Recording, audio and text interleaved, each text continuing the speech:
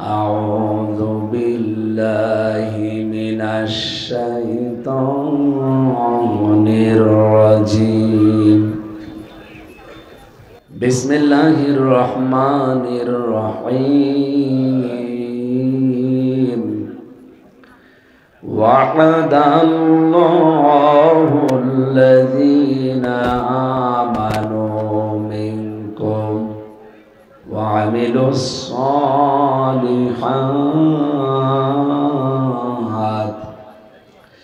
ليستخلفنهم في الأرض كما استخلف الذين من قبلهم وليمكنن لهم دينهم الذي ارتضى لهم وليبدلنهم من بعد خوفهم أمنا يعبدونني لا يشركون بي شيئا ومن كفر بعد ذلك فأولئك هم الفاسقون صدق الله العظيم اللهم صل على محمد وآله وصحبه وبارك وسلم الحمد لله সিরাজগঞ্জ জেলা বাংলাদেশ উন্নয়ন ফোরামের উদ্যোগে সিরাতুন নবী সাল্লাল্লাহু আলাইহি ওয়াসাল্লাম মাহফিলের সম্মানিত সভাপতি মোহতারাম আলী মর্তজা আমির বাংলাদেশ জামাত ইসলামী রায়গঞ্জ উপজেলা শাখা, সম্মানিত পরিচালক জনাব S M Monsur Ali secretary Bangladesh Jamaat Islami Raiganj উপজেলা, প্রধান অতিথি প্রফেসর ডক্টর শায়েখ মাওলানা আব্দুস সামাদ কেন্দ্রীয় মজলিসে শোরার অন্যতম সদস্য, কর্মপরিষদ সদস্য বাংলাদেশ জামাত ইসলামী এবং আপনাদের এই আসনের জন্য মনোনীত নমিনি বাংলাদেশ জামাত ইসলামী থেকে আল্লাহ রাব্বুল আলামিন মঞ্জিলে মকসুদে যেন পৌঁছিয়ে দেন, আমিন। এখানে যারা কথা বললেন এতক্ষণ পর্যন্ত আপনাদের এলাকার সন্তান হাফেজ মুফতি আলী আসগর রশিদি, মাওলানা হাফিজুর রহমান জিহাদি, মাওলানা ফরিদুল ইসলাম উপস্থিত আছেন বাংলাদেশ জামাত ইসলামী সিরাজগঞ্জ জেলা শাখার শ্রদ্ধাভাজন সেক্রেটারি অধ্যাপক জাহিদুল ইসলাম, নাম না জানা অন্যান্য সম্মানিত ব্যক্তিবর্গ, যত মানুষের নাম দিয়েছেন এত মানুষের নাম এখন বলা সম্ভব না, অনেক রাত হয়ে গেছে। 9:30টায় বলেছিলাম, আপনারা 10:30টা বাজিয়ে ফেলেছেন, 1 ঘন্টা লেট হয়ে গেছে। এমনিদের শরীরের যে অবস্থা, তাড়াতাড়ি ঘুমাতে পারলে ভালো হতো। ওয়ারফা'না লাকা যিকরা, যে মানুষগুলো এসেছে স্টেজে বসে আছে এদের সম্মান আল্লাহ দুনিয়া আখিরাতে আরো বাড়িয়ে দেন। সম্মান বাড়ে কিসে আমরা অনেকে জানি না, অনেকে জোর জবরদস্তি করে সম্মান আদায় করতে চায়, এটা যে হয় না তার প্রমাণ এই 15.5 বছর। জোর করে সম্মান পাওয়া যায়? তুই আমাকে সম্মান দিবি না মানে দেওয়া লাগবে। এই জোর করে নিতে গেছে উল্টিয়ে গেছে গণেশ। আগামীতে কেউ যেন এরকম জোর না করে। সামনে বসা এই যে কর্দমাক্ত জায়গায় যারা দাঁড়িয়ে আছেন, বসে আছেন, বিভিন্ন জায়গাতে পর্দা আড়ালে সম্মানিত মা এবং বোনেরা আছেন, প্রশাসনের ভাইরা আছেন, সবাইকে নিয়ে আল্লাহর দরবারে শুকরিয়া জানাচ্ছি আলহামদুলিল্লাহ। পৃথিবীতে যে যেখানে যেই নেক কাজ করে কিয়ামতের দিন ওইগুলো তার পক্ষে অথবা বিপক্ষে সাক্ষী দেবে। প্রশ্ন আসতে পারে নেক কাজ করলেও বিপক্ষে সাক্ষী দেবে মানে? ওই নেক কাজের ভেতরে যদি আপনার ইখলাস না থাকে, রিয়া আসে, লোক দেখানোর কোনো বিষয় এসে যায়, কিয়ামতের দিন ওই নেক কাজ আপনার পক্ষে না বিপক্ষে দাঁড়াবে। এই জন্য বহু শহীদকে আল্লাহ জাহান্নামে দেবে, যারা মানুষের কাছে নাম পাওয়ার জন্যে, লোক দেখানোর জন্য শহীদ হয়েছিল, ভেতরে ইখলাস ছিল না। বহু দানশীল মানুষকে জাহান্নামে দেবে যাদের ইখলাস ছিল না। বহু আলেমকেও জাহান্নামে দেওয়া হবে যাদের ইখলাস ছিল না। আল্লাহ আমাদের হেফাজত করেন, আমিন। সম্মানিত উপস্থিতি, আজকে সিরাতুন নবী সাল্লাল্লাহু আলাইহি ওয়াসাল্লাম মাহফিল আপনারা দিয়েছেন। যদিও এই মাস চলছে রবিউস সানি মাস, সারা বছর রসুলের সিরাত নিয়ে আলোচনা করা যায়। আমাদের এই দেশগুলোতে একটা ট্র্যাডিশন হয়ে দাঁড়িয়েছে যে আমরা শুধু 12ই রবিউল আউয়াল এইটাকেই মনে করে নবীজির জন্মদিন মৃত্যুদিন এই শেষ না। নবীজিকে আল্লাহ পাঠিয়েছিলেন এই পৃথিবীতে যদিও রবিউল আউয়াল মাসে, কিন্তু তার কর্মপন্থা কর্মপদ্ধতি শুধু রবিউল আউয়ালে শেষ হয়ে যায়নি, সারা বছর ছিল না, ছিল না। তিনি 17 বছর থেকে আরম্ভ করে 40 বছর পর্যন্ত একটা দল বানিয়েছিলেন, সংগঠন। হিলফুল ফুদুল বলা হয়, শান্তির সঙ্গ। শান্তি প্রতিষ্ঠা করার জন্য চেষ্টা চালিয়েছিলেন, কিন্তু পারেননি। আপনারা শুনতেছেন ভাই? এটা একটা ক্লাস চলছে, আমরা একটা ক্লাস করবো ইনশাল্লাহ। এই যে 23টা বছর চিন্তা ভাবনা করে দেখলেন যে শান্তি আসে না কেন? এটাকে আমার দুর্বলতা নাকি আমার সংগঠনের দুর্বলতা? ওই সময় তিনি পুরা আরব জাহানের ভেতরে লক্ষ্য করে দেখলেন যে 36টা জাতি, গোত্র, এই যে বংশ গোত্র দল যাই বলেন, এরকম 36টা গোত্র আছে। 36টা গোত্রের 36 জন লিডার আছে, দলপতি আছে। ওই সময় 40 বছর থেকে তিনি হেরা পাহাড়ে, আমরা বলি অনেকে জনই ধ্যান করেছিলেন। হ্যাঁ, ধ্যানই করেছিলেন, কিন্তু আমাদের দেশের মানুষ অনেকে যে ধ্যান করে এই ধ্যান না। আমাদের দেশের মানুষও ধ্যান করে না, বিভিন্ন জায়গায় বিভিন্ন পীর সাহেবরা ধ্যান করে। নবীজির ধ্যান এইটা ছিল না। উনি এই 23 বছর একাধারে চেষ্টা চালানোর পরে চিন্তা করলেন যে শান্তির জন্য আমি সঙ্গ বানালাম, সংগঠন বানালাম, কাজও করলাম কম বেশি, তো শান্তি তো আসে না। উনি এই চিন্তা ভাবনা করেছিলেন, এই গবেষণায় ছিলেন যে শান্তি আসে না কেন দেখি। নবীজির দৃষ্টিতে তার চিন্তা ভাবনায় যেটা ধরা পড়েছিল এই 40 বছরে হেরা গুহায়, সেটা এইটা। আমি আর রাহিকুল মাখতুম থেকে বলছি। তিনি দেখলেন পুরা আরব অঞ্চলের ভেতরে 36টা লিডার, এরা কাজ করে 36টা গোত্রের জন্য। ওই সময় 3টা প্রতিষ্ঠিত জাতি ছিল, একটা ইহুদি, একটা খ্রিস্টান, আর একটা মুশরিক। আর একটা জাতি ছিল নিভু অবস্থায়, তারা হানিফ গোত্রের মানুষ। হযরতে খাদিজাতুল কুবরা, আবু বকর সিদ্দিক, ওয়ারাকা ইবনে নাওফেল, এই সমস্ত মানুষগুলো এই ধর্ম, ইব্রাহিম আলাইহিস সালামের ধর্ম এরা মেনে চলত, কিন্তু তারা শিরিক করত না। এই আপনারা কথা বললে আমারে বসিয়েছেন কেন? কথা বন্ধ করেন। ওই সময় জাতীয় নেতা একজন ছিল ইহুদিদের, মারহাব বলা হয় তার নাম। খ্রিস্টানদের একটা জাতীয় নেতা ছিল মুখাইরে। মুশরিকদের একটা জাতীয় নেতা ছিল, তার নাম আবু জেহেল। জাতীয় নেত্রী ছিল ওই জামানায় 3 জন পুরা আরব অঞ্চলের ভেতরে। আবু লাহাবের স্ত্রী ছিল উম্মে জামিল, আবু সুফিয়ানের স্ত্রী ছিল হিন্দা, আর আবু জেহেলের স্ত্রী ছিল নাকিরা। 3 3 6 আর ওদিকে 36, কত হয়? 42। কত হয়? উনি ধ্যান করে এইটা পেয়েছিলেন যে পুরা আরব জাহান অশান্ত করে রেখেছে, আজ মানুষের কপালে শান্তি নেই। আমি যত চেষ্টা করছি পারছি না এই 42 জনের কারণে। সুতরাং এই 42 জনের মাথা থেকে খাদ্যের ঝুড়ি বলেন, ক্ষমতার ঝুড়ি বলেন, যা আছে এগুলো নামিয়ে আবু বকরের মতো, হযরত ওমরের মতো মানুষের মাথায় দেওয়া লাগবে। উনি চিন্তা ভাবনা করি এইটা নিয়ে এসেছিলেন 23 বছর পর। তাকে আল্লাহ যেটা দিয়ে আরম্ভ করেছিলেন তার নাম এলেম। ইকরা বিইসমি রাব্বিকাল্লাযী খলাক।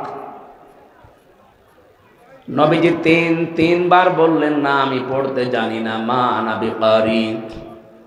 ফেরেশতা জিবরাইল 3য়বার তাকে বুকের ভেতরে নিয়ে একটা চাপ দিয়ে বললেন, বলেন ইকরা বিইসমি রাব্বিকাল্লাযী খলাক। আপনি পড়েন আপনার প্রভুর নামে যিনি আপনাকে বানিয়েছেন। তাফসিরে ফি জিলালিল কোরআন সৈয়দ কুতুব লিখেছেন, মুহাম্মদুর রাসূলুল্লাহ এবার 1টা 2টা না 5 আয়াত পর পর জিবরাইল ফেরেশতার সাথে তিনি পড়িয়ে শেষ করে ফেললেন।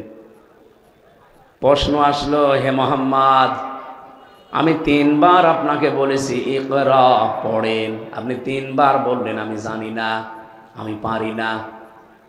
আপনি এবার যে 5 আয়াত আমার সাথে পরপর পড়লেন কি করে? নবীজি ওই দিন বলেছিলেন, ইয়া আখি জিবরাইল, হে ভাই জিবরাইল, বারবার আপনি আমাকে পড়তে বলেন, কি পড়বো আমি? আপনি তো বলেননি যে কার নামে পড়া লাগবে, কি পড়া লাগবে। যখনই বলেছেন বিসমি রব্বিকা, রবের নামে, আমি কিন্তু দেরি করি নাই। এখান থেকে কিয়ামত পর্যন্ত আমার যত অনুসারী উম্মত আসবে তাদের শিক্ষা দিলাম, পড়তে হলে রবের নামে পড়া লাগবে।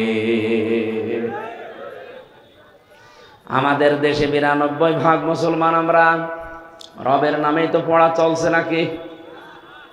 যাই ছিল এই 15 বছরে জালেমরা থাকাকালীন দাদাদের ইঙ্গিত মতো অধিকাংশ বিষয়গুলো তারা তুলে দিয়েছিল। এমন ভয়ঙ্কর অবস্থায় দাঁড়িয়েছে শিক্ষা ব্যবস্থা। ক্লাস 5 এবং 8 আগে বৃত্তি পরীক্ষায় 100 মার্ক ছিল কোরআন হাদিস। এরা এই 15.5 বছরের ভেতরে ওইগুলো তুলে দিয়েছে। বলেন নাউজুবিল্লাহ। আমরা চাই ওগুলো আবার যেন ইনক্লুড করা হয় 5 এবং 8-এ, কারণ পড়াশোনার চাপ না থাকলে মানুষ পড়তে চায় না, সিলেবাসে না থাকলে মানুষ পড়তে চায়। আরেকটা বিষয় এখান থেকে আমি শিক্ষা দিতে চাই জাতিকে। আমাদের মাথার উপরে যিনি এখন বসে আছেন, উনি যে আশা আমাদের দিয়েছিলেন, 1 বছর 2 মাস প্রায় শেষ হয়ে যাচ্ছে, সে আশাগুলো এখনো আমরা বাস্তবে কোনো রূপ দেখতে পাইনি। উনি যে আশা দিয়েছিলেন, আমরা আশায় বুক বেঁধেছিলাম যে না, লোকটা পারবে, কিন্তু কোনো অজানা এক শক্তিতে উনি পারছে না। অথচ 2 জন নবীর নাম তার, ডক্টর মোহাম্মদ ইউনুস। কয় নবীর নাম? মোহাম্মদ একটা, ইউনুস একটা। আপনি কার ইশারায় কি করছেন আমরা জানি না। গানের মাস্টার নিয়োগ দিলেন, নাচের মাস্টার নিয়োগ দিয়েছেন শরীর চর্চার নামে। কেন একজন আলেমকে কোরআন শিক্ষার জন্য 1 থেকে 5 পর্যন্ত নিয়োগ দেওয়া যায় না? এ দাবি আপনারা করেন কিনা বলেন তো? কারা করেন দেখে? লিল্লাহে তাকবীর। হ্যাঁ, এটা যেন জায়গা মতো পৌঁছিয়ে যায়, মিডিয়া যারা আছে এগুলো পৌঁছাবে। আমরা 92% মুসলমান এই দেশে। অন্যান্য ধর্মে যারা আছেন, আমরা চাই তাদের ধর্মীয় গ্রন্থ তারা পড়ব। তো মাস্ট বি আমাদের কোরআনে কারিম, আমাদের জীবন মরণ যেটা, এটা শিক্ষা করা লাগবে। আর শিক্ষার জন্য 1 থেকে 5 পর্যন্ত একজন আলেম লাগবে।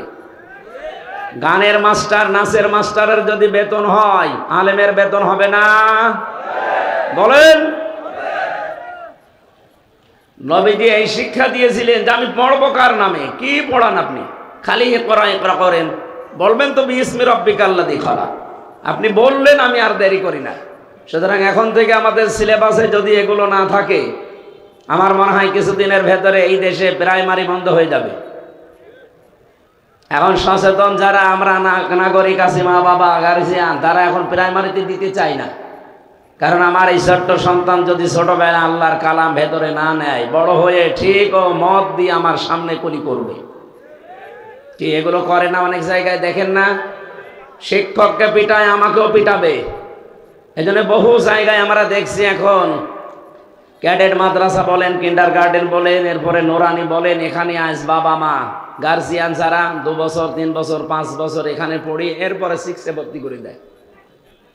যেন আহ্বান জানাবো, এদেশে স্কুলগুলো বন্ধ করতে না চাইলে আমাদের স্কুলে অন্তত 1 থেকে 5 পর্যন্ত কোরআনের ক্লাস 100 মার্কের বাধ্যতামূলক করা দরকার। আর এর জন্য একটা শিক্ষক লাগবে না? বলেন বলেন, লাগবে না? নবীজি ফিরে আসলেন ওখান থেকে। খাদিজা রাদিয়াল্লাহু তাআলা আনহা ওই সময়ও মুশরিকা, উনি এখনো ঈমান আনেননি। যদিও তিনি শিরিক করতেন না, তারপরেও তো তিনি ঈমান আনেননি। নবীজি ওনাকে বললেন, জাম্মিলুনি জাম্মিলুনি, আমাকে ঢেকে দাও, আমি ভয় পেয়েছি। হযরতে খাদিজা ওই দিন তার স্বামীকে 5টা কথা শুনিয়েছিলেন। পৃথিবীতে আমরা যারা নেককার স্বামী বলে দাবি করি, স্ত্রীগুলো যদি আমাদের সম্পর্কে 5টা কথা বলতে পারে, আপনি আসলেই নেককার। কি বলেছিলেন হযরতে খাদিজা? নবীজিকে ডাক দিয়ে বললেন, কাল্লা, কখনো না, আল্লাহি লা ইখজিকাল্লাহু আবাদান, আল্লাহর কসম, আল্লাহ আপনাকে অপমান অপদস্থ ভয় ভীতি দেখাতে পারে না। জোরে বলেন সুবহানাল্লাহ। প্রশ্ন আসতে পারে, একজন অমুসলিম, তিনি এখনো ঈমান আনেননি, এরপরেও কেন তিনি এই কথা বললেন যে কাল্লা আল্লাহি, আল্লাহর কসম, লা ইখজিকাল্লাহু আবাদান, আল্লাহ আপনাকে অপমান করবে না। খাদিজা এতটুকু একটা বাক্যে আল্লাহর নাম বললেন 2 বার। আমরা অনেক মুসলমান আছি, সারাদিন কথা বললেও আল্লাহর নাম একবারও বলি না। কথা বোঝেন আমার?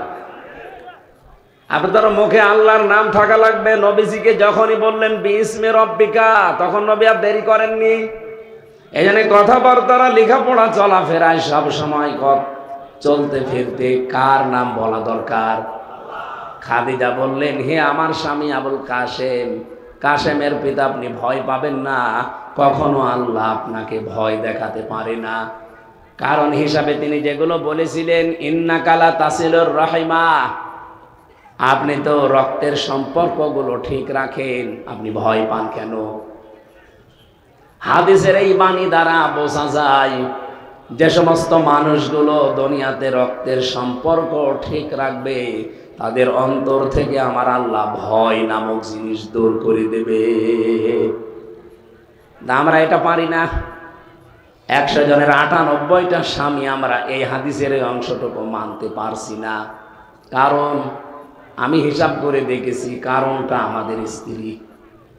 আমি যে রক্তের সম্পর্কগুলো ঠিক রাখবো, তাদের হক আদায় করব, এ বিষয়ে সবচাইতে বড় বাধা আমার বউ। কি আপনি দেখবেন, আমার মন চাই, আমার প্রাণও চাই যে আমি হক আদায় করি, রক্তের সম্পর্কগুলো অটুট করি, ঠিক রাখি, কিন্তু মাঝখানে বাধা হয়ে দাঁড়ায় অধিকাংশ পরিবারে স্ত্রী। এরকম স্ত্রী নেই দেশে? আছে। আল্লাহ মেয়েদেরকে যেন এই সংকীর্ণ মন থেকে উত্তরণ হওয়ার তৌফিক দেন, বলেন আমিন।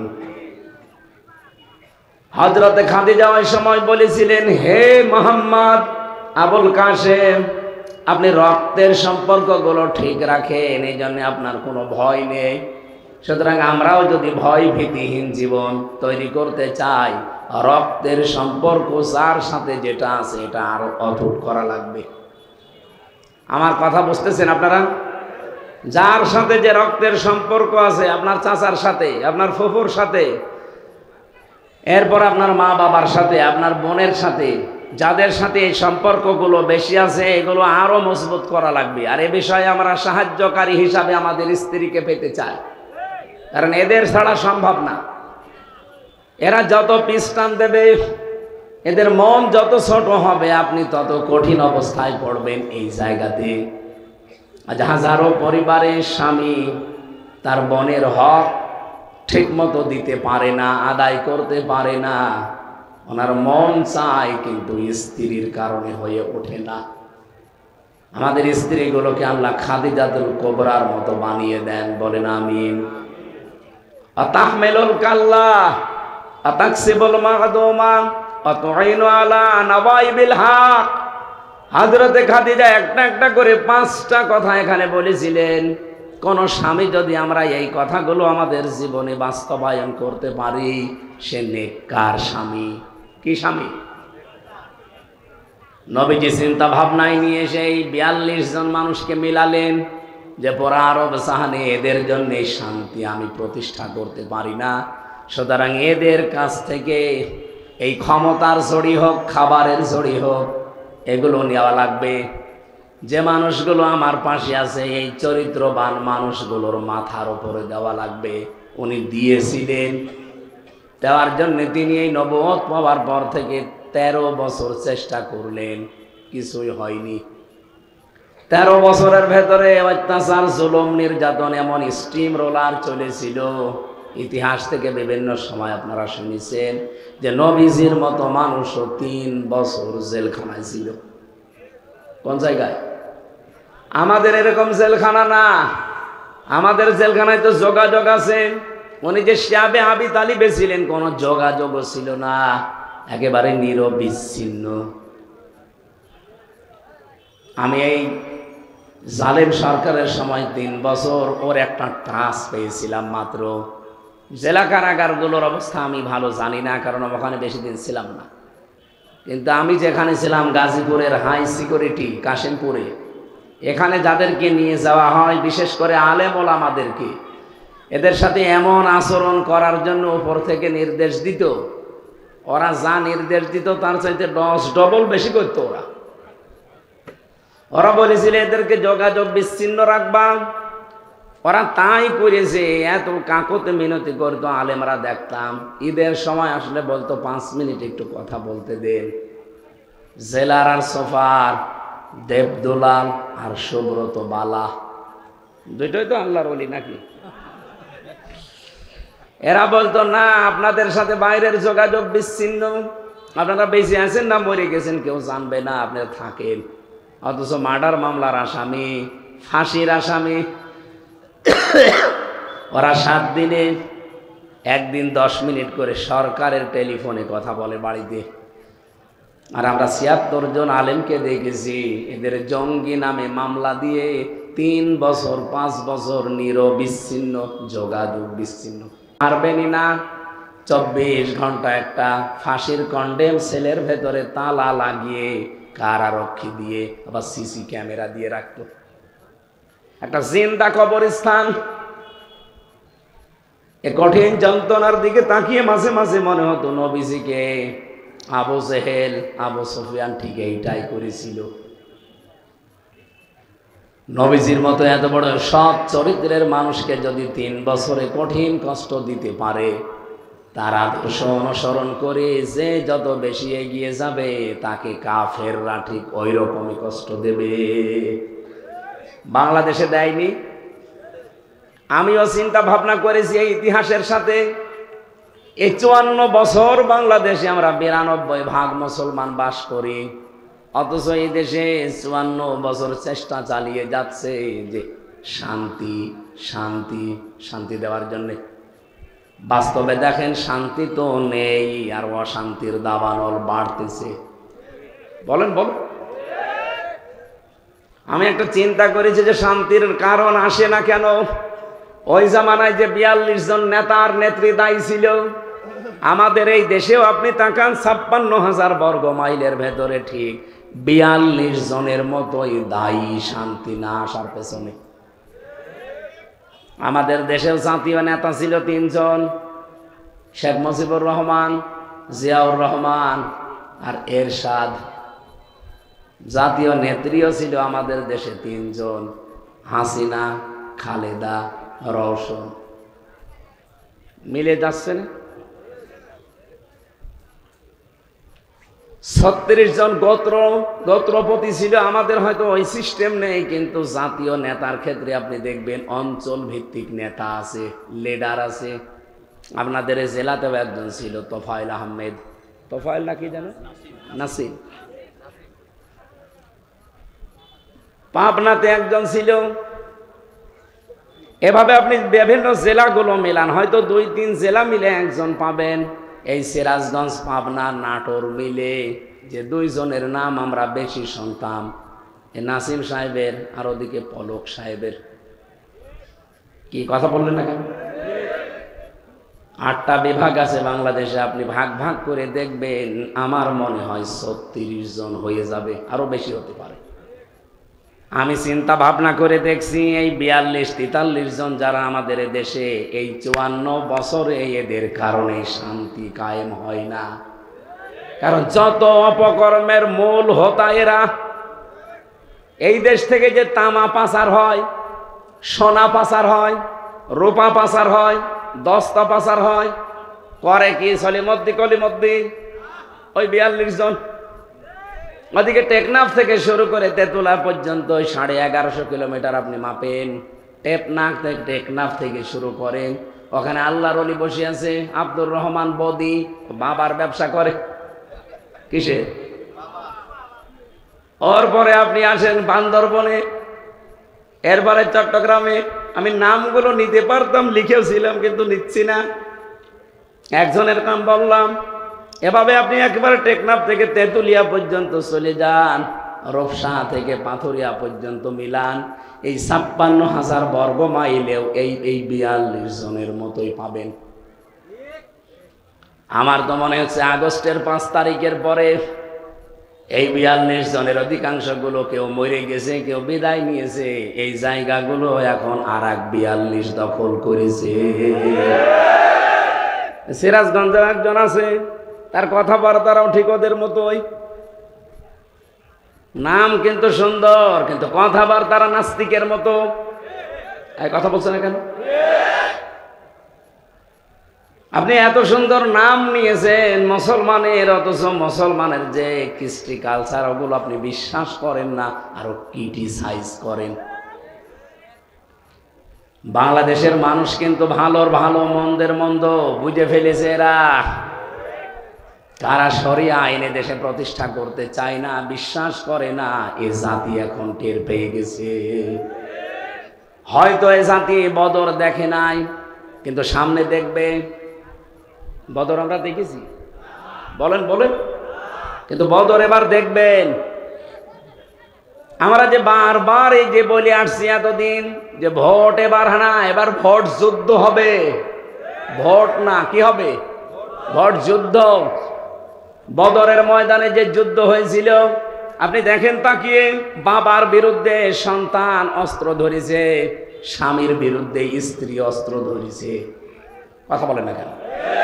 এবারও আপনি ভোট যুদ্ধে দেখবেন অনেক সন্তান তার বাবার বিরুদ্ধে দাঁড়িয়ে যাবে, অনেক স্ত্রী তার স্বামীর বিরুদ্ধে দাঁড়িয়ে যাবে।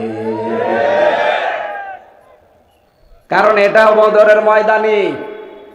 ওই জামানায় ইসলাম থাকবে না থাকবে না এইরকম একটা পজিশন তৈরি হয়ে গিয়েছিল বাংলাদেশের, এখন ঠিক এইটাই চলছে। এবার যদি ইসলাম থাকে থাকবে, না হলে যে ষড়যন্ত্রের ভাব বেঁধে আছে, বিজয় যদি আমরা হতে না পারি, আল্লাহর কসম ইসলাম কিন্তু বিদায় করার সব লাইন ওকে করা আছে। এই জন্য আমাদের সামনে এটা শুধুমাত্র ভোট না, এটা ভোট যুদ্ধ। যুদ্ধের ময়দানে যেমন শুধু তসবিহ নিয়ে হয় না, হয় যুদ্ধের ময়দানে গেছেন আপনি তসবিহ হাতে করে সুবহানাল্লাহ সুবহানাল্লাহ হবে?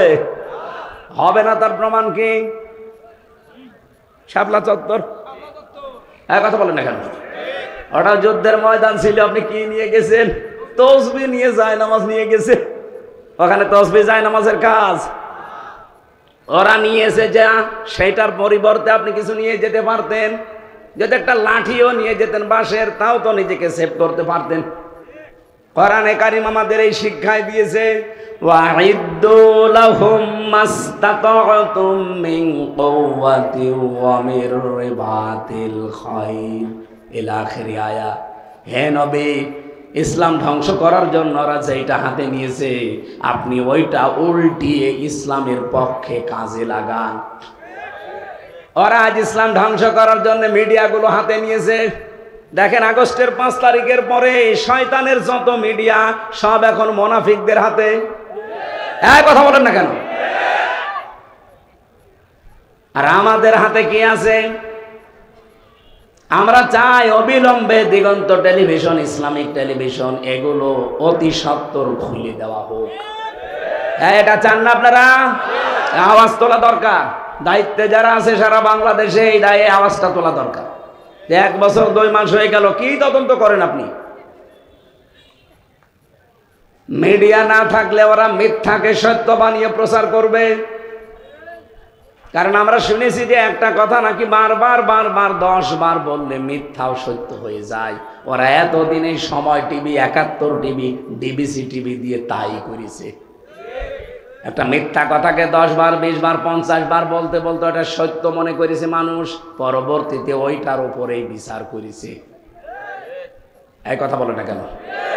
আল্লামা সাঈদীর নামে যে বিচার সাজিয়েছে, ওনার নাম আপনি এখনো দাখিল পরীক্ষায় দেখবেন লেখা আছে দেলাওয়ার হোসাইন সাঈদী, অথচ তার নামে বিচার বানিয়েছে দেল্লু শিকদার।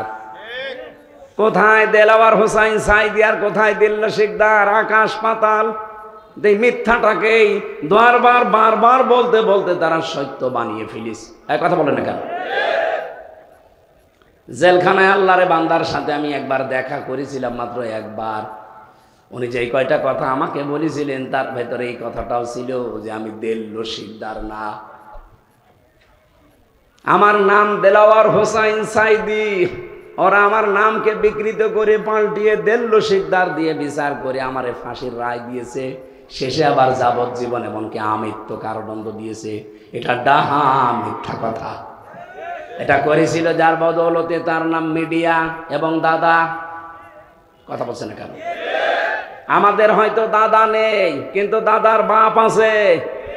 কে? আমরা ওই আল্লাহর উপরে ভরসা করি। এই 42 জনের মাথা থেকে এবং ক্ষমতা বলেন, খাবার বলেন, এগুলোর ঝড়ি সব নামাবো।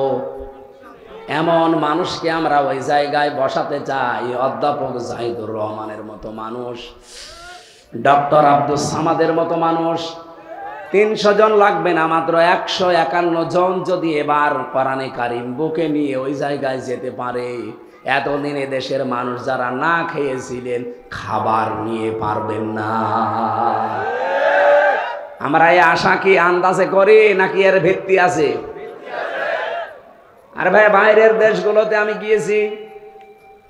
মালয়েশিয়া 2004 সাল থেকে তারা দাঁড়িয়ে গেছে, অথচ আমাদেরও নিচে ছিল তারা। সিঙ্গাপুরের দিকে তাকান, আজ বিশ্বে 257টা রাষ্ট্র। এ রাষ্ট্রগুলোর ভেতরে যদি আপনি 10টা রাষ্ট্রকে এক জায়গায় করেন, সিঙ্গাপুর তার ভেতরে ধরা লাগবে। কোথায় ছিল তারা? মাছ ধরে খেত, ওই যে জেলে বলে, জেলে। চারিদিকে সাগর আর মাঝখানে একটা দ্বীপ, এদিকে ওদিকে মাত্র 42 কিলোমিটার। অথচ বিশ্বের মানচিত্রে সিঙ্গাপুর বলে আপনাকে একটা রাষ্ট্র ধরা লাগবে। কোথায় চলে গেছে? শুধুমাত্র আইনের প্রয়োগ আর সততার কারণে।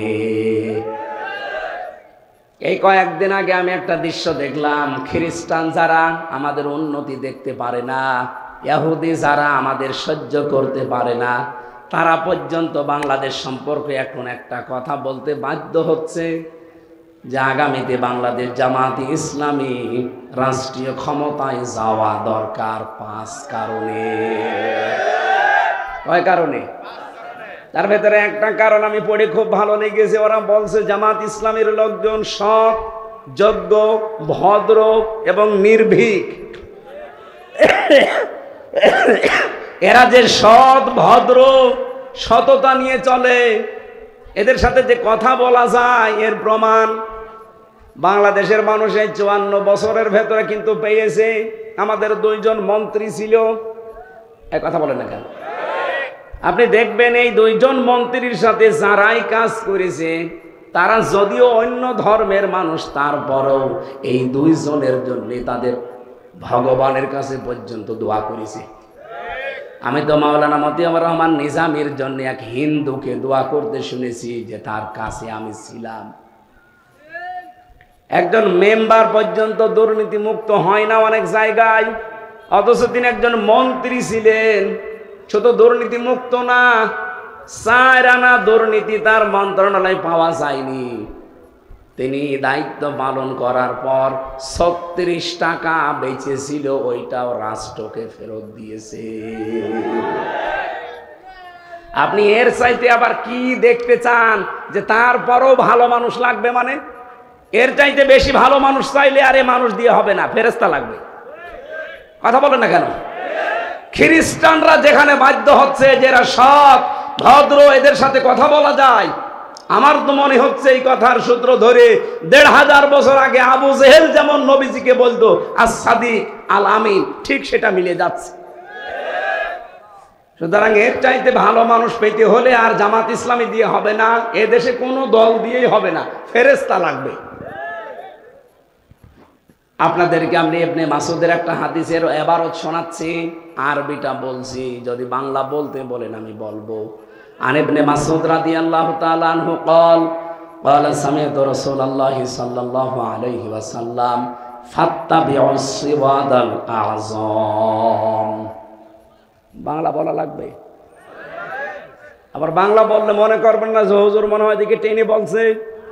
ফাত্তাবিউস সিরাতাল আযম, তোমরা অনুসরণ করো তাদের যাদের দ্বারা ইসলাম তাড়াতাড়ি কায়েম করা সম্ভব। এই বাংলাদেশে ৭৩টা দল এখন কাজ করছে। আপনি নিজের থেকেই বলবেন এই দেশে এখন তাড়াতাড়ি ইসলাম কায়েম করার সম্ভাবনা কাদের দ্বারা বেশি? আপনি অন্য কোনো নামে দলের নাম বলতে পারবেন না, কারণ তাদের দ্বারা সম্ভব না। ইউনিয়নের মেম্বার থেকে আন্তর্জাতিক মহল পর্যন্ত পুরাটা কমপ্লিট করা সততা দিয়ে, যোগ্য মানুষ দিয়ে যদি চালাতে চান, আল্লাহর কসম এই দেশে জামাত বাদ দিয়ে আর কিছু পাবেন না। হ্যাঁ, হয়তো ইউনিয়ন চালাতে পারবেন, উপজেলা চালাতে পারবেন, পৌরসভা চালাতে পারবেন, কিন্তু মন্ত্রণালয় চালানোর মতো, আন্তর্জাতিক মিডিয়াগুলো, আন্তর্জাতিক বিষয়গুলো ডিল করার মতো মানুষ আপনি মিলান, সততার সাথে মিলান, নেই। যাদেরকেই দেবেন তারা আঙ্গুল ফুলে কলা গাছ হয়ে যাবে। কিন্তু আমিরে জামাতের ডাইরেক্ট ঘোষণা, জাহিদুর রহমান যদি উনি এমপি হয়, মন্ত্রী হয়, 5 বছরে ওনার একটা টাকা বাড়বে না, যা আছে আরো কমে যাবে। অন্য কোন দলের লোককে আপনি এই ঘোষণা দিতে বলেন তো, দেন? কারো বুকে সৎসাহস নেই। এই আসনের জন্য মাত্র একজন জামাত ইসলাম থেকে মনোনয়ন পেয়েছে, ডক্টর আব্দুস সামাদ, অথচ অন্য দলের শুনছি এক জায়গায় 20 জন। এই জায়গায় আমি জানি না, অন্যান্য জেলায় আছে। এক জায়গায় আপনি 20 জন, আর উনি মাত্র একজন। এই ঘোষণা দেন তো দেখিয়ে 20 জনের একজন ওটাকে কিনা? আব্দুস সামাদ উনি এমপি মন্ত্রী হলে 5 বছর ওনার একটা টাকা বাড়বে না, যা আছে আরো কমে যাবে।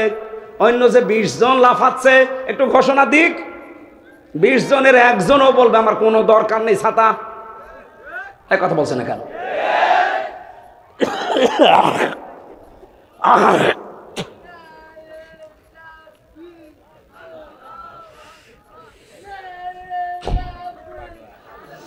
আমার ভাইরা, আমি যে কথা তুলেছিলাম, সিরাত মাহফিল নাম দিয়েছেন, নবীজির সিরাত থেকে এইটা এখন নেওয়া দরকার।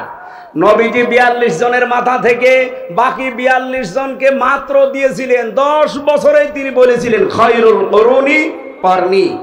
আমি গ্যারান্টি দিতে পারি 10 বছর লাগবে না। বাংলাদেশে যদি 300 জনের 151 জন আপনি এরকম বানাতে পারেন, 5 বছরও লাগবে না, 2 বছরে বাংলাদেশ দাঁড়িয়ে যাবে। আরে ভাই, 2টা ঔষধ খালি প্রয়োগ করা লাগবে এখানে। একটা খাদ্যে ভেজাল বন্ধ করা লাগবে, আর দুর্নীতি বন্ধ করা লাগবে। এমনি দেশ দাঁড়িয়ে যাবে। দাঁড়াবে না মানে? মালয়েশিয়াতে যখন চলাফেরা করতাম, বাংলাদেশের চাইতে প্রায় 5 ডবল বড় দেশটা। আমার প্রতিদিন অনুষ্ঠান ছিল প্রায় 1500-2000 কিলোমিটার দূরে। চিন্তা করতাম এইভাবে যাওয়া, রাতের বেলা কি না কি হয়। ওই দেশ সম্পর্কে তো আমি ভালো জানতাম না। মরুভূমি, পাহাড়, পাথর আর পাম গাছ। 200 কিলো 300 কিলো চলে যাচ্ছি রাতের বেলা। ড্রাইভার আমারে বলছে কোনো ভয় নেই হুজুর, শুধু আল্লাহ ছাড়া কেউ সামনে আসবে না। আমি ওই দিন মনে মনে ভাবতাম, আল্লাহ, আমার দেশটা মাত্র 1150 কিলোমিটার। আমার দেশের তুলনায় এই দেশ প্রায় 5 ডবল। আমার দেশে এক জেলা থেকে আরেক জেলায় যেতে গেলে গায়ের ভেতরে সমসম করে। এখন বাজে রাত 11:30। 12টার পরে আমি এই সিরাজগঞ্জ থেকে কুষ্টিয়ায় যেতে 2-3 জায়গায় আল্লাহর ওলিদের সাথে দেখা হবে। না, ওরা পাহারা দিচ্ছে ভালো। এমন কিছু অলি আছে যারা বলবে হুজুর যা দোয়া নিয়ে এসেছেন সব দিয়ে যান। কিন্তু মালয়েশিয়াতে আপনি চিন্তা করেন, 500 কিলো 700 কিলোমিটার, গাড়ি 120, 130, 140 চলছে, কোনো ভয় নেই। শরীরের ভেতরে সমসম করে ওঠে। তো ড্রাইভার অভয় দিচ্ছে যে কোনো ভয় পাবেন না, আল্লাহ ছাড়া আপনার সামনে কেউ আসবে না। আমরা এরকম একটা দেশ দেখতে চাই না? এই কথা বলতে গেলে কারো কাছে মনে হয় এটা রাজনীতি মনে হবে, কারণ তাদের কাছে তো এটা ভালো লাগবে না, কারণ তারা কয়েকবার চ্যাম্পিয়ন হয়েছে। আমরা আর চ্যাম্পিয়ন হতে চাই এই দেশকে নিয়ে? আমরা চ্যাম্পিয়ন হতে চাই, কিন্তু দুর্নীতি না, দুর্নীতি মুক্ত। কথা বলেন ঠিক কিনা? এই জন্য বিশ্বের মডেল যারা, তারা অলরেডি কিন্তু বুঝে ফেলেছে। আপনি দেখেন না, আমিরে জামাতের সাথে সিরিয়াল এখন বিভিন্ন দেশের রাষ্ট্রদূতদের সিরিয়াল এমনি না। আমার আজকের তেলাওয়াতকৃত আয়াতের সাথে একটা মিল আছে। আমরা কি একটু কথা বলতে পারি? আপনাদের দাঁড়ানো তো কষ্ট হচ্ছে এই কাদার ভেতরে, এই জন্য আমার মনে হচ্ছে শেষ করে দিই। সূরা নূর 55 নম্বর আয়াতটা পড়েছি। 64টা আয়াত আছে, মদিনায় নাজিল হয়েছে, মাত্র একটা আয়াত পড়েছি। ঐতিহাসিক প্রেক্ষাপট, শানে নজুল এবং এর বিশদ যে ব্যাখ্যাগুলো, এতগুলো দেওয়া সম্ভব না, আমি আধা ঘন্টায় শেষ করতে চাই। খুব ভালো করে আয়াতের কিছু মূল শিক্ষা যেগুলো আমি নোট করেছি এগুলো বলছি। আল্লাহ রাব্বুল আলামিন সূরার নাম দিয়েছেন সূরা নূর। কি নাম দিয়েছেন? এর 40 নম্বর আয়াতের ভেতরে এই কথাটা আছে। আল্লাহ রাব্বুল আলামিন বলেন 35 নম্বর আয়াতে আছে, আল্লাহু নূরুস সামাওয়াতি ওয়াল আরদ মাসালু নূরিহি কামিশকাতিন ফিহা মিসবাহ। বলেন আল্লাহু আকবার। আরো বিস্তারিত ছিল কেন নামকরণ করা হয়েছে সূরা নূর দিয়ে। আল্লাহ পাকের একটা নাম নূর। কি নাম? এমনকি কোরআনেরও একটা নাম নূর। 55টা নাম আছে কোরআনের, আমি তাফসিরে মাঝারির ভেতরে পেয়েছি, তার একটা অন্যতম নাম হচ্ছে নূর। নূর মানে আলো। নূর মানে কি? নূর মানে আলো, জ্যোতি। এই আলো বা জ্যোতি যেখানে যাবে ওই জায়গায় যদি অন্ধকার থাকে মাস্ট বি ওটা দূরীভূত হবে। আলো নিয়ে আসলেন, অন্ধকার গেল না, বুঝতে হবে ওটা আলো না মরিচিকা। এই কথা বলেন না কেন? এই জন্য আল্লাহর আইনকে আলো বলা হয়। আল্লাহর আইনের বিপরীতে যত কিছু দুনিয়ায় তৈরি করা আছে এই সূরা নূরের ভেতরে আল্লাহ জানিয়েছেন। এটা 39 নম্বর আয়াত। রব্বুল আলামিন বলেন, আল্লাযীনা কাফারু আ'মালুহুম কাসারাবিন বিকিআতিন ইয়াহসাবুহু যামআনু মাআ হাত্তা ইযা জাআহু লাম ইয়াজিদুহু শাইআ ইলা আখির আয়াত। আল্লাহ পাক বলেন, আর কাফের যারা, তাদের কাজকর্ম কেমন জানেন? তৃষ্ণার্ত মানুষ যখন পানি আছে মনে করে মরুভূমিতে ছুটতে থাকে, হঠাৎ পানি মনে করে এক জায়গায় যেয়ে দেখে না এটা পানি না, এটা মরিচিকা। বালির উপরে সূর্যের আলো লেগেছে, এই জন্য চিকচিক করছে।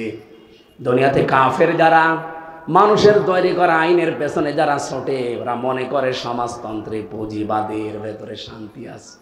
জাতীয়তাবাদ বলেন, পুঁজিবাদ বলেন, ধর্ম নিরপেক্ষ মতবাদ বলেন, যত নিয়ম নীতি আছে মনে হয় এখানে শান্তি পাওয়া যাবে। কাছে যখন চলে যায় ওই মরিচিকার মতো শান্তি তো পায় না। কি পায় সেখানে? আল্লাহ ছাড়া আর কাউকে পাওয়া যায় না। এই 54 বছরে এটা প্রমাণ হয়েছে।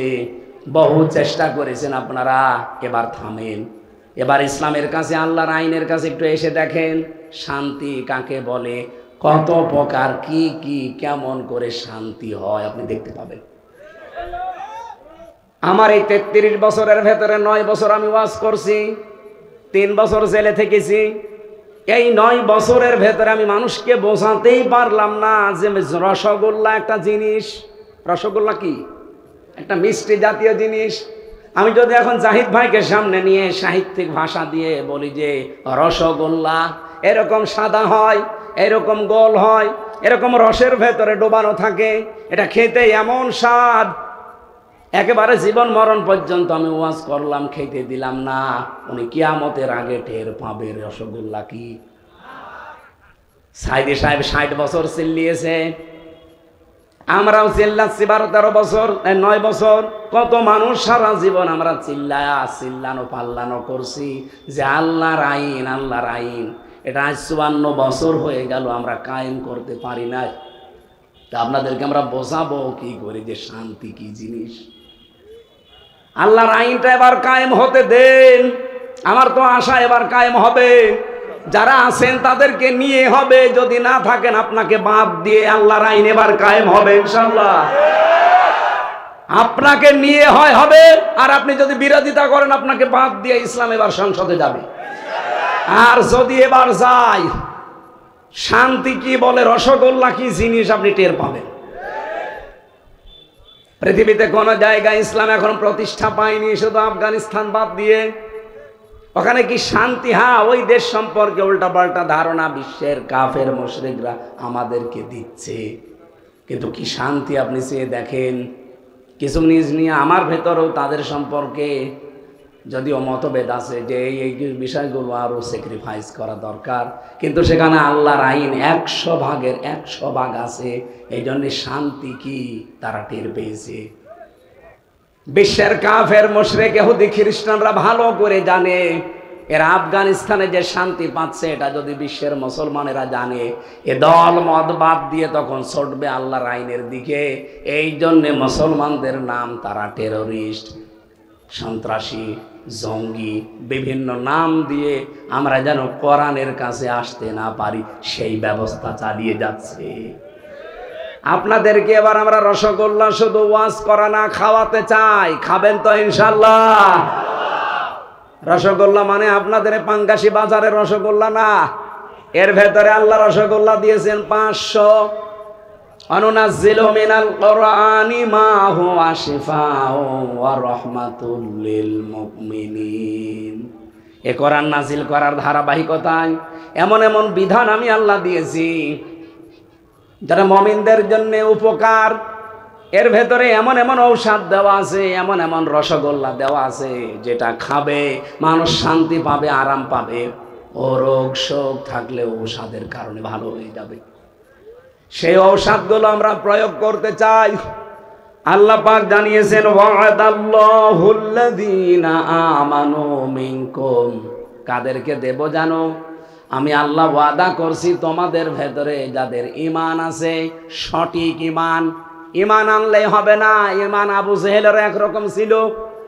আবু জেহেলও বলতো যে আসমান জমিন আল্লাহ বানিয়েছে, এ কাবা ঘরের মালিক আল্লাহ, এইটা বলতো। কিন্তু আল্লাহ পাক এই জমিন চালাতে যে আইন দিয়েছে মুহাম্মদুর রাসূলুল্লাহর মাধ্যমে, এইটা সে মানত না।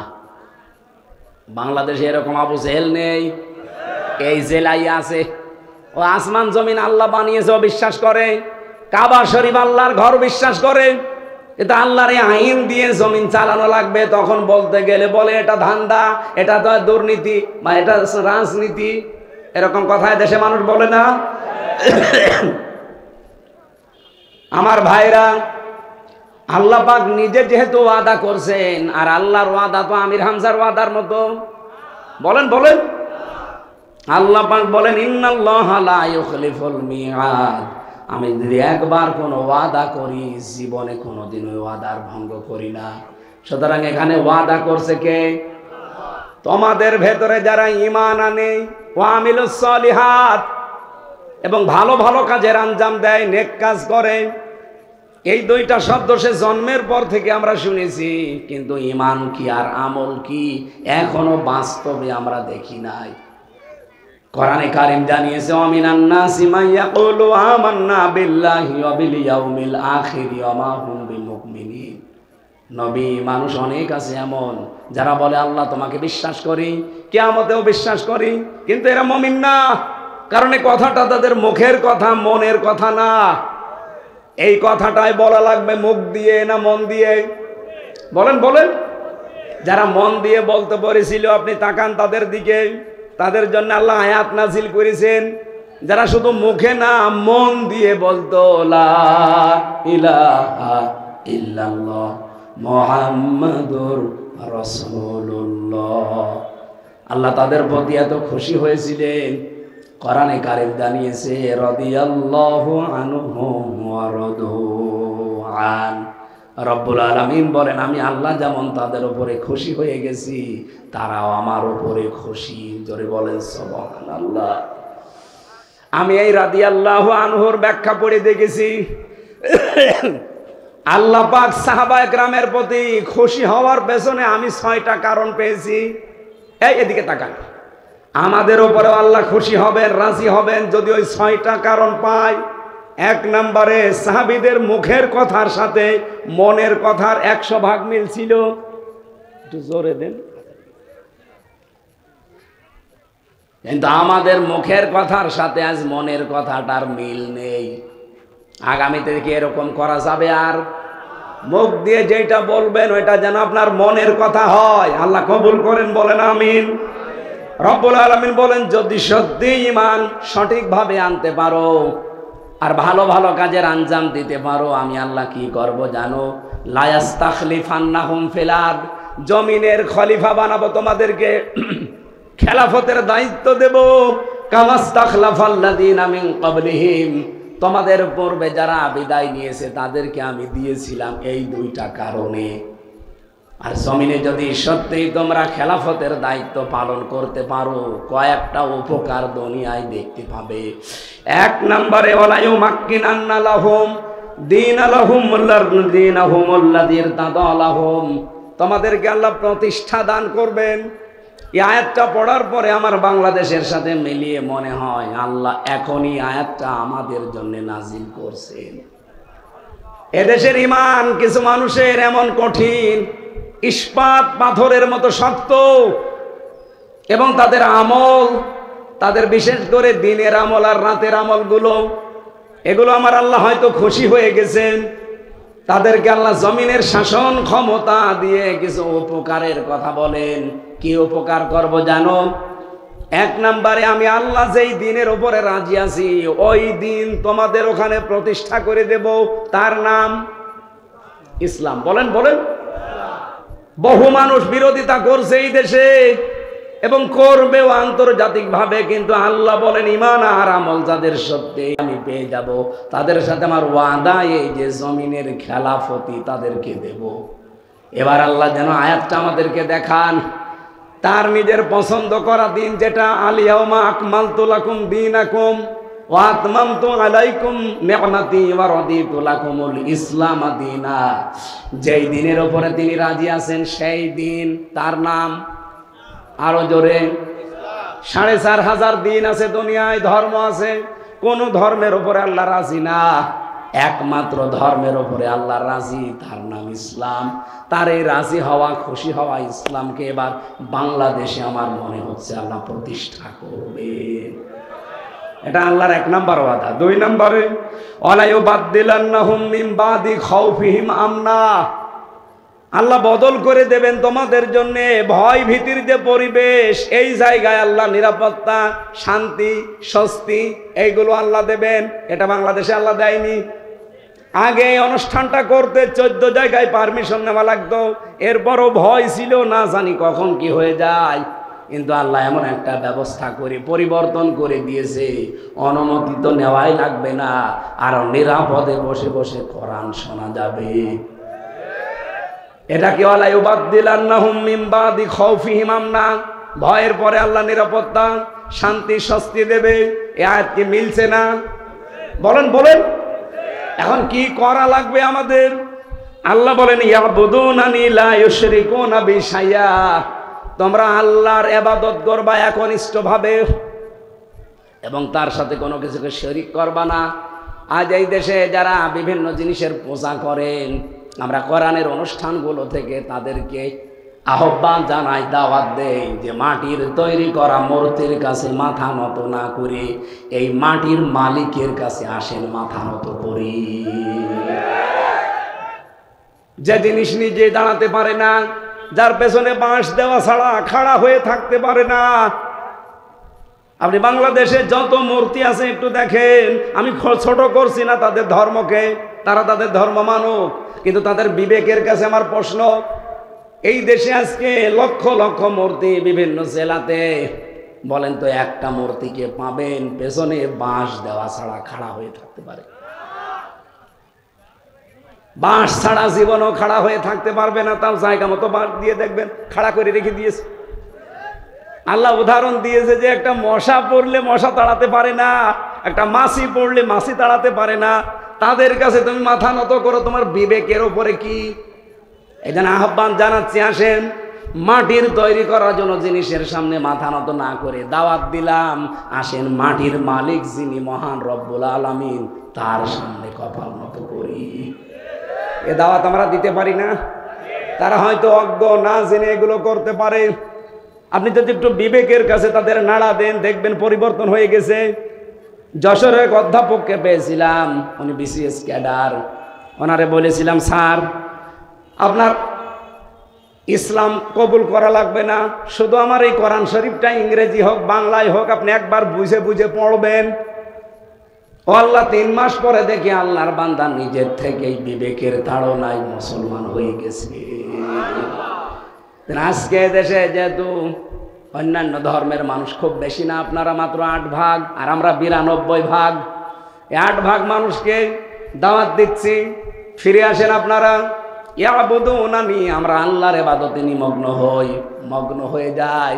আল্লাহ যে ওয়াদাগুলো করছেন, ভয়ের যে সংস্কৃতি আছে, দাদাদের ভয়, আরো বিভিন্ন সাদা চামড়াদের ভয়, সব ভয় দূর করে শান্তি স্বস্তি নিরাপত্তা দিয়ে আল্লাহ আমাদের 56,000 বর্গ মাইল ঢেকে দেবে। এটাকে আমি বানালাম। অমান দাখলাহু কানা আমিনা। আল্লাহ বলেন আমার কাবা শরীফে ঢুকলেই, এই এরিয়ার ভেতরে আসলেই তোমাদেরকে নিরাপত্তা শান্তি স্বস্তি দিয়ে দেব। কেন? কারণ কাবার এরিয়ার ভেতরে আপনি কোনো শিরিক পাবেন না। কথা বলেন না কেন? আমরাও যদি বাংলাদেশকে বহির্শত্রু থেকে মুক্ত করতে চাই, যদি দুশ্চিন্তা থেকে, ভয় থেকে, আতঙ্ক থেকে এই দেশকে যদি শান্তির আবাস ভূমি বানাতে চান, এই দেশে শিরিক বন্ধ করা লাগবে। কি কথা বললেন না কেন? এরপরেও আল্লাহ বলেন আমান কাফারা বাদা জালিকা। এতগুলো কথা বলার পরেও কেউ যদি উল্টা দিকে ফিরে যায়, ফাউলাইকা হুমুল ফাসিকুন, সেই জ্ঞান পাপী, সেই ফাসেক, সে হচ্ছে দুষ্কৃতিকারী। ওয়াকিমুস সালাতা ওয়া আতুজ যাকাত, যদি ওই পরিবেশ তোমাদের সামনে এসে যায় তাহলে নামাজ কায়েমের ব্যবস্থা করবা। আরে দায়িত্ব আমি দিয়েছি এই জাহিদুর রহমানের মতো 151 জন যখন সংসদে যাবে তাদেরকে, আল্লাযীনা ইম্মাক্কান্নাহুম ফিল আরদি আকামুস সালাতা ওয়া আতাবুজ যাকাত, এরা গেলেই প্রথমে এই আয়াতটা মানবে, নামাজের বিল আনবে, জাকাত ভিত্তিক অর্থনীতি দেশে কায়েম করে দেবে। আর যাদের টাকা ব্যাংকে ছাতা পড়ে যাচ্ছে, ছাতা পড়বে না, এককালীন দানের মাধ্যমে, জাকাতের মাধ্যমে ঠিক গরিবের হাতে হাতে পৌঁছিয়ে যাবে। কি করে শান্তি নিয়ে আসা লাগে এগুলোর ঔষধ তো আছে, শুধু অ্যাপ্লাই করা লাগবে। এক কথা বলেন না কেন? ওয়াতিউর রাসূলা, রাসূলের আনুগত্য করো। জীবনের কোন জায়গায় বিশ্ব নবীর আদর্শ বাদ দিয়ে অন্য কারো আদর্শ মেনে নিও না। কি করা হবে? লাআল্লাকুম তুরহামুন, আশা করা যায় তোমাদের উপর আল্লাহর রহমত নাযিল হবে। আল্লাহ রাব্বুল আলামিন তার আয়াতগুলোতে আমাদের যেটা দিতে চেয়েছেন, আসেন আমরা খাঁটি ঈমান এবং আমলে সালের ভেতরে নিজেদেরকে নিমগ্ন করি। আল্লাহর ওয়াদাগুলো বাস্তব জীবনে কয়েকটা দেখতে পাচ্ছি, বাকিগুলো যেন দেখতে পাই। বলেন আমিন। এই কর্দমাক্ত জায়গায় অনেকক্ষণ দাঁড়িয়ে আছেন, বসে আছেন, আপনাদের দিকে তাকিয়ে আমি আর আগাতে পারছি না, এর উপরে পর্যন্তই থাক। আল্লাহুম্মা আমিন। লা ইলাহা ইল্লাল্লাহুল আযীমুল হালিম, লা ইলাহা ইল্লা আনতা সুবহানাক ইন্নী কুনতু মিনাজ জালিমিন। আল্লাহ তোমার ওয়াদা তো মিথ্যা হয় না, তুমি ইমানদারদের সাথে ওয়াদা করলে জমিনের খেলাফতি তাদেরকে দেবে।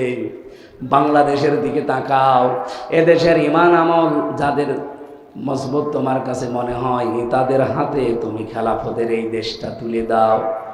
তোমার আইনার বিধান দিয়ে যেন এবার চালিয়ে শান্তি স্বস্তি নিরাপত্তা দিয়ে ঢেকে ফেলতে পারে, এই দৃশ্যটা দেখে মরার তৌফিক দাও।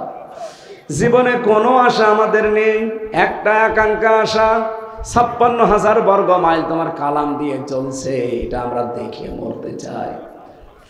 দুনিয়ার এই জমিনটাও যে মিনি জান্নাত হতে পারে।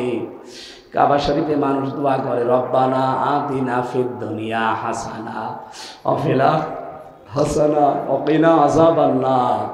আল্লাহ দুনিয়ায় শান্তি দাও, স্বস্তি দাও, নিরাপত্তা দাও, আখিরাতেও শান্তি স্বস্তি নিরাপত্তা দিও, জাহান্নাম থেকে আমাদের বাঁচাও।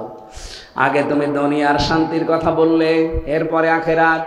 এই জন্য আমাদের এই ছোট্ট ভূখণ্ডটা আমরা শান্তি স্বস্তি নিরাপত্তা নিয়ে বাঁচতে চাই। যাদের আমাদের ঈমান আছে, ঈমানকে নির্ভেজাল করার তৌফিক দাও। আল্লাহ আমল যার যতটুকু আছে ইখলাসের সাথে করার সুযোগ করে দাও। যত মানুষ আজকের এই অনুষ্ঠান সাজাতে কষ্ট স্বীকার করেছে, আমি ঘন্টা খানিক কথা বলেছি কোরআনে কারিমের ওপরে। আল্লাহ এই কথাগুলো আমাদের সবাইকে জীবনে মেনে চলার তৌফিক দিয়ে দাও। কণ্ঠটা মারাত্মক ব্যথা, জালেমরা জেলখানায় নিয়ে টর্চার করে করে আমার শরীরটা নষ্ট করে দিয়েছে, আমার কণ্ঠটাও নষ্ট হয়ে গেছে। আল্লাহ তুমি আগের মতো আবার ফিরিয়ে দাও। এই জমিনে মাটির নিচে যত মানুষ ঘুমিয়ে গেছে এদেরকে ক্ষমা করো আল্লাহ। কোরআনের জন্য কর্দমাক্ত জায়গায় বৃষ্টিমুখর দিনেও যারা বাড়ি ঘর ছেড়ে এসে সিরাজগঞ্জের মানুষেরা এত কষ্ট করেছে, এদেরকে তুমি কোরআনের স্বাদ চাকাও, এদেরকে কোরআনের স্বাদ পাওয়ার সুযোগ করে দাও। রসগোল্লা সারা জীবন শুধু ওয়াজ শুনলাম, খেতে পারি নাই, এবার খাওয়ার সুযোগ তুমি দান করো। এটা যে কি শান্তির জিনিস, মজার জিনিস, একবার হলেও দেশের মানুষকে বোঝার তৌফিক দাও। কোরআন দিয়ে যদি মাত্র 1 বছর দেশটা চলে, আমার আশা এই দেশ মিনি জান্নাত হয়ে যাবে। বারাকাল্লাহু লানা ওয়া লাকুম ফিল কোরআনিল আযীম। যারা এসেছে আল্লাহ কাউকে খালি হাতে ফেরত দিও না, সবাইকে তার ইচ্ছা মাফিক জায়েজ আশাগুলো পূরণ করে দাও। জীবনের শেষ কথা যেন বলতে পারি লা ইলাহা ইল্লাল্লাহ।